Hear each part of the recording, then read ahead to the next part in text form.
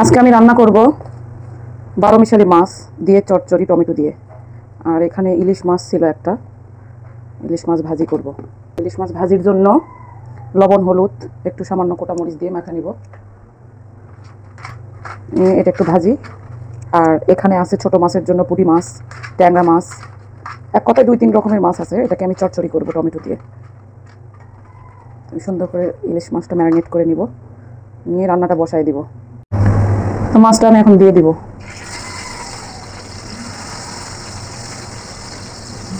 আর এইদিকে চচ্চড়ির জন্য পেঁয়াজ কাঁচামরিচ কেটে নিয়েছিলাম, পরিমাণ মতো লবণ দিয়ে দিব। টমেটোটা একটু বেশি দিয়েছি, বেশি টমেটো কাঁচা। হলুদের গুঁড়া, কালারের জন্য একটু গুঁড়া মরিচ দিব, কারণ যেহেতু আমি কাঁচামরিচ দিয়েছি। ধনিয়া গুঁড়া দিব, আর এখানে বাটা মশলা দিব।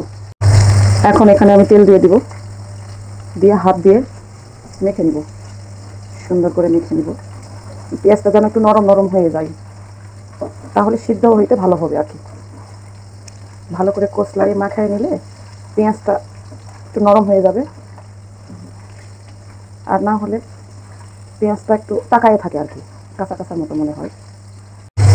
এরপর এখানে আমি টমেটোগুলো দিয়ে দিব, দিয়ে হাত দিয়ে সুন্দর করে মেখে নিব। এখন এখানে আমি মাছগুলো দিয়ে দিব। একটু বেশি করে রান্না করছি।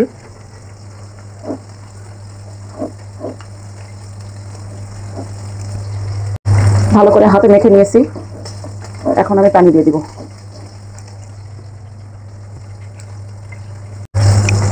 এখন আমি ঢাকনা দিয়ে চুলাটা অন করে দিলাম। আর এইদিকে মাছ ভাজি দিয়েছিলাম, মাছ ভাজি উল্টে দিব।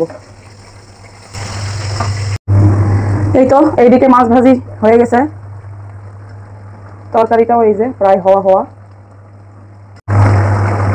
লবণটা একটু কম হয়েছে, লবণটা একটু অ্যাড করব। এই তো প্রায় রেডি। দেখেন কত সুন্দর কালার আসছে, আর গন্ধটাও অনেক সুন্দর আসছে। এই প্রায় হয়ে গেছে, নেমে নেব, খেয়ে বলবো কেমন হয়েছে। এই তো আজকে রান্না আমার কমপ্লিট। চচ্চড়ি, ইলিশ মাছ ভাজা, এখানে মাংস ছিল গরম করছি, এই তো ভাত। এই তো এখন খেয়ে দেখাও, দেখি কি অবস্থা, কেমন হয়েছে আর কি। সাথে আমি শুকনো মরিচ নিয়েছি। অনেক মজা। ইলিশ মাছ ভাজা, শুকনো মরিচ আর চচ্চড়ি। ভিডিওটা ভালো লাগলে অবশ্যই লাইক কমেন্ট করে পাশে থাকবেন। আল্লাহ হাফেজ।